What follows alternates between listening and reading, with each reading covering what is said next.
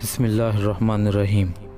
दोस्तों, social media पर अक्सर ऐसी तस्वीर और वीडियोस वायरल होती रहती हैं जिनको देखकर इंसान दंग रह जाता है, और अगर इन तस्वीर या वीडियोस को कैमरे की आंख ना महफूज कर पाती तो हमको इस पर यकीन करना तकरीबन नामुमकिन होता।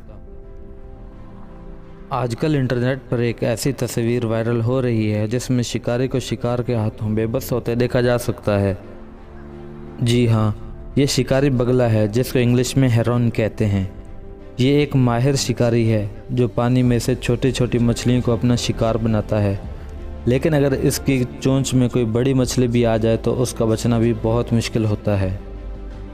दोस्तों, अमेरिका में डेविस नामी एक शख्स ने कुछ गैर मामूली तस्वीर अपने मोबाइल के कैमरे की मदद से महफूज की, जिनमें बआसानी देखा जा सकता है कि एक बगला हेरॉन जिसने जल्दबाजी में एक ईल को ज़िंदा निगल लिया।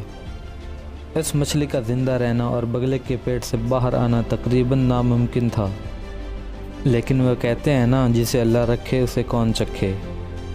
कुदरत को कुछ और ही मंजूर था। ईल मछली ने उसका गला अपने तेज़ दांतों से फाड़ा और बाहर आ गई।